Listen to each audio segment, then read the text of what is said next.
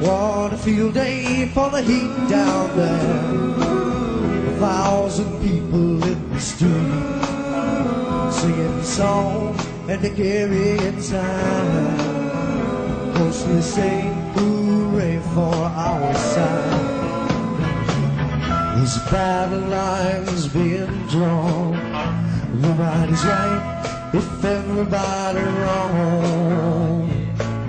When people speak in their mind, getting so much resistance from behind. We got to stop the children, what's that sound? Everybody look, it's going down.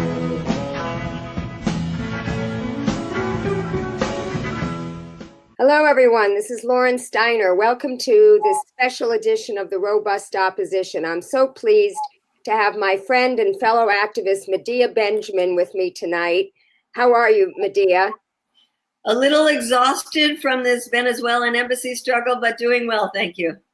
Yeah, well, I'm so glad you could come and be on the show because yesterday you started a live stream that I did watch. And it said protectors being evicted from the embassy. So I was like, oh no, I was planning to come on Friday and stand with you guys. And now it's all over. Individuals with law enforcement powers are requesting and directing anyone who is on this property to depart from it immediately and have delivered this written notice to their request while present on this property. Any person who refuses to comply with these requests and orders to depart from this property will be trespassing in violation of federal and District of Columbia law and may be arrested and criminally prosecuted. Sir, who signed this? It's the strangest thing to have no signature. They put out an order, but they're not saying who gave the order. Hey, sir, can you tell us who gave the order? I don't see a signature or anything. It's a strange thing, isn't it? No signature, no stamp, no nothing, making it look official. Who gave this order? Well, as you saw, the State Department just posted that, ma'am. So this is coming from the State Department, but they don't put their name on anything? There's not a stamp, there's not a... I mean, look at this. It's the strangest thing. Tell us what that was. After week 5 of the Venezuelan Embassy protection grouping inside, and we kept thinking every day we were going to get evicted. They would come in and just drag us out of there. And yesterday certainly seemed like the last day. In fact, the Guaido folks were just jubilant. They were going tick-tock, tick-tock, tick-tock, like time is up. And the police put these notices around saying that the U.S. government recognizes Juan Guaido and his representatives and anybody else who's in that embassy is trespassing. And they put them up on the doors. They they cut the bolt on the door and the chain on the door, on the front door. And who wouldn't think that it was over? So meanwhile, they go in there, they don't step inside the embassy, but what they do is tell the people inside that they have to leave. And the people inside say no. And there's a long ensuing conversation where the people inside say, we'll leave very respectfully once there is respect for the Vienna Conventions. And there's an agreement between the US and Venezuela about what to do with both of the embassies. And then we would be happy to leave. But right now we are not leaving. And so this went on for quite a long time, with the people inside giving them quite an education about what the Vienna Conventions are and why that's so important for US security around the world, the security of US embassies around the world. And then finally, after about 20 minutes of that, the police turned around, put another lock on the door, and left. Now tell us the role of your attorney, Mara, because I tweeted out that she is one of the unsung heroes of this thing. She is so knowledgeable about the law. Did she not scare the shit out of them that if they obeyed an unlawful order, they could be prosecuted later? Is that what happened? Well, she is fantastic, and she is as calm as could be, but very strict and very knowledgeable, and represents us so well and straightforward in saying to the police, do you really want to carry out an unlawful order? This could make you liable. This could make the police force liable, the Secret Service liable. This is obviously not a lawful document. There's nothing on it that even indicates who wrote this thing. And that she said, you can talk to my clients inside, but you can't step in there. And they were just listening to her. So the people inside were very clear. They were very clear. They were asked if they were going to leave voluntarily. They said that they would, in fact, voluntarily leave under circumstances that upheld international and domestic law. They were very clear that they were very concerned about violations of international law, of the cascade effect of the U.S. government seizing an embassy, what would happen if U.S. government officials and officers entered upon an embassy, and what that says in terms of the Vienna Convention.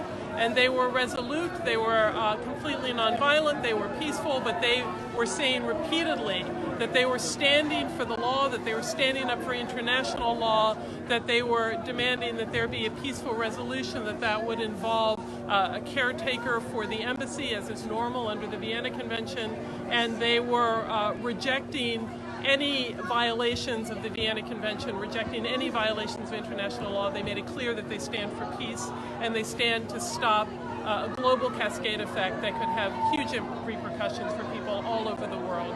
If the U.S. government is going to start taking the position that you can seize embassies, that if you have a hostile host country, any embassy can be seized, then we know what that's going to look like and what it's going to look like everywhere. It's going to put people in danger, and it's a huge threat to any element of democracy or peace or the peaceful resolution of problems between any countries.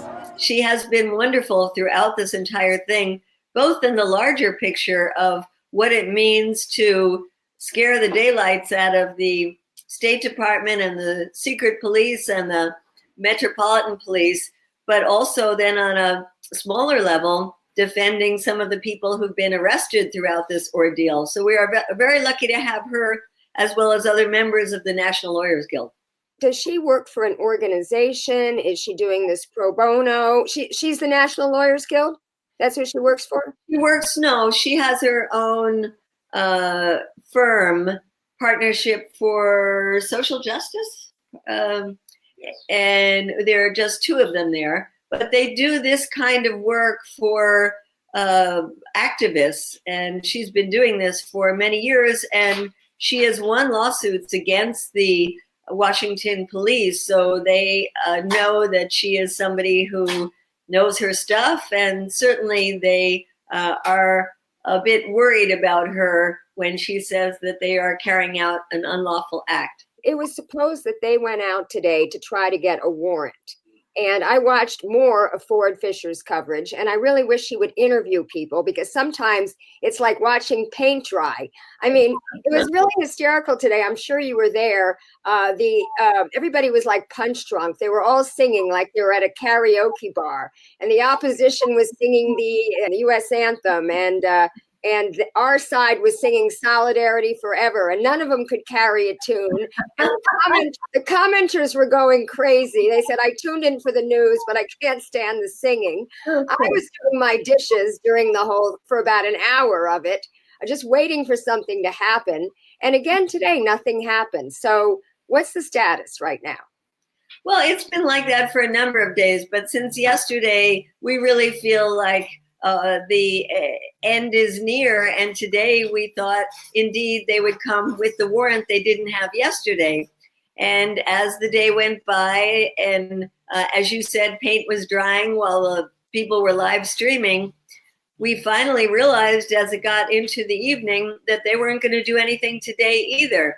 So it's just remarkable. We have no idea from one day to the next, from 1 hour to the next, what is going to happen. We don't know if this is even in the courts. We don't know who is making the decision. We don't know what the issues are for the government side.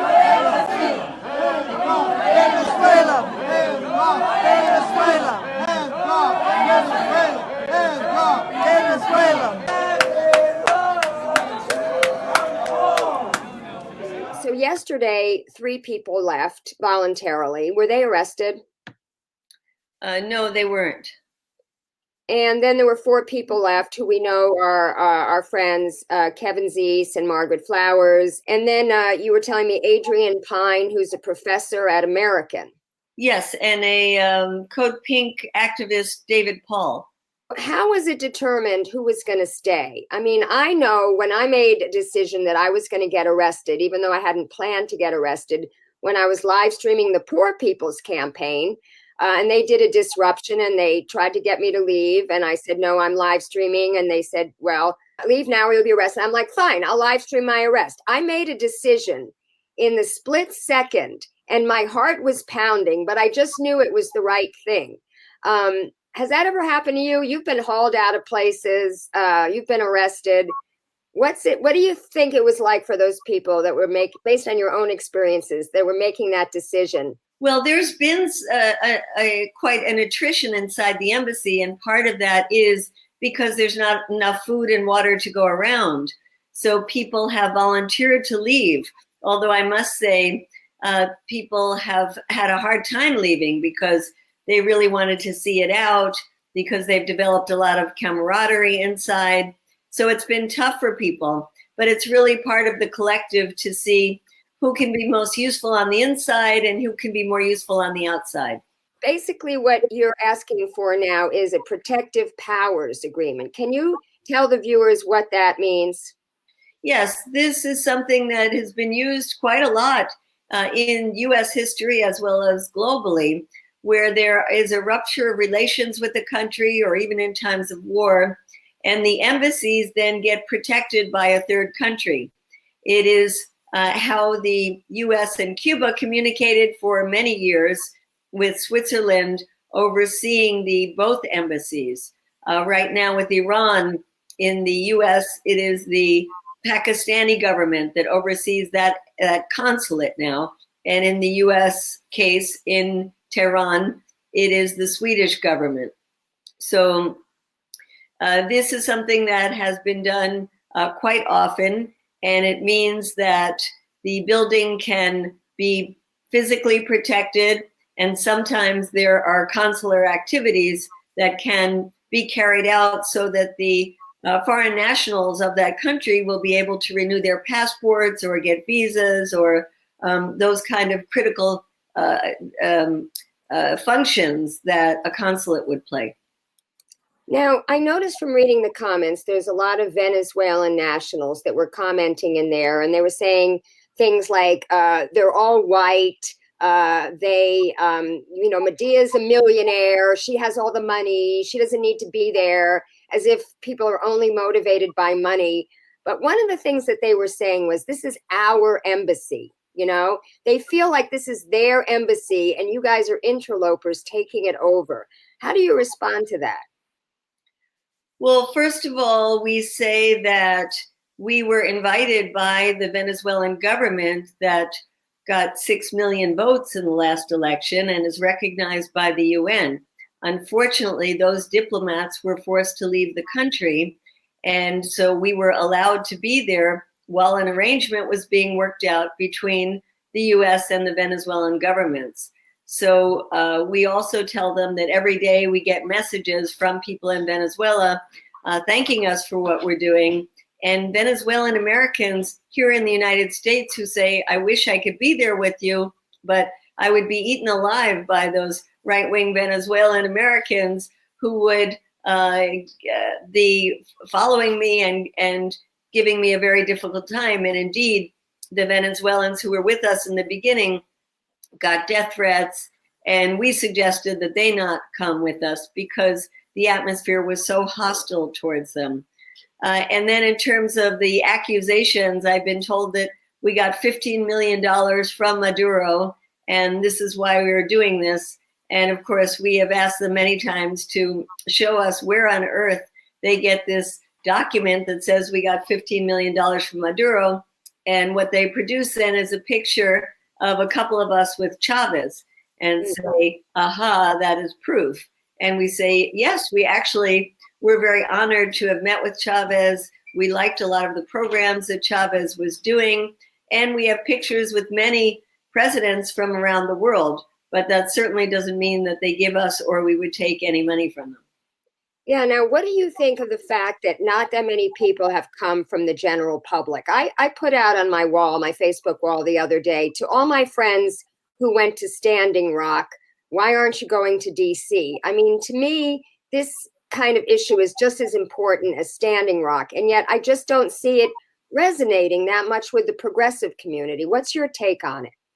Well, it's a couple of things. One, Standing Rock is a domestic issue, and there's a lot of support among the progressive population for indigenous issues. Two, it took a long time to build that up over many, many months. And three, people could actually live there. They could stay there. They could sleep there. It's very different in Washington, D.C. First of all, this has only been going on for a bit over a month. Second of all, now you can't get into the embassy, so you would have to find some place to live, and you're basically sitting on a sidewalk and being harassed the whole time. And third, I think there's been a tremendous media propaganda campaign against Maduro, talking of him as a dictator, a thug, narco government, instead of a more realistic assessment of the good and bad of that government. And so there's a lot of people who don't want to be associated with that cause.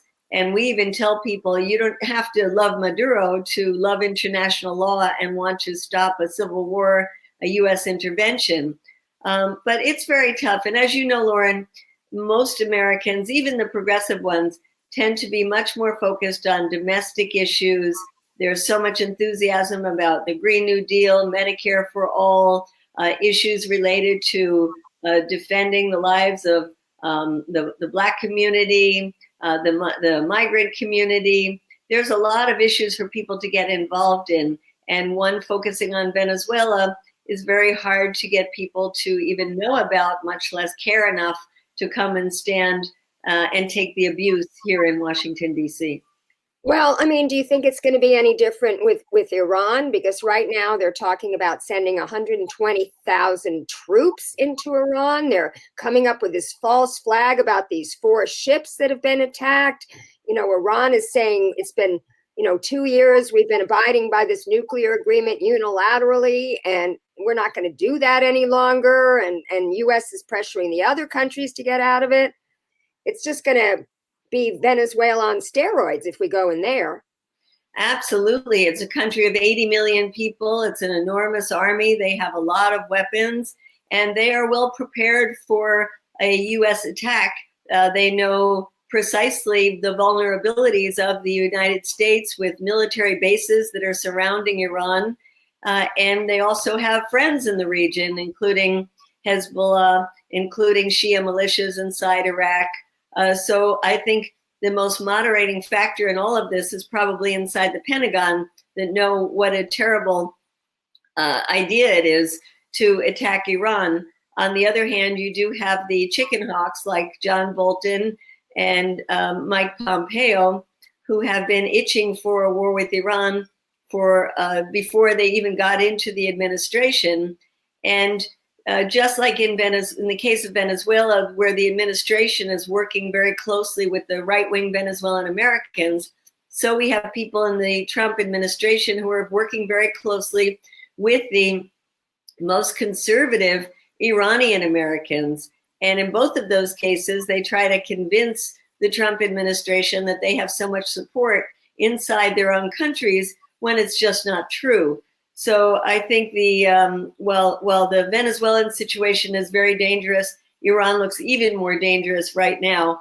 And it's also the case of the Saudis and the Israelis that have wanted the U.S. to get involved in a war with Iran for a long time and are pushing, while Trump is in power, for their moment to make that happen. There is a resolution that is, getting back to Venezuela now, HR 1004, that Representative Ciccolini introduced. I'm not sure I'm pronouncing that right. Ciccolini.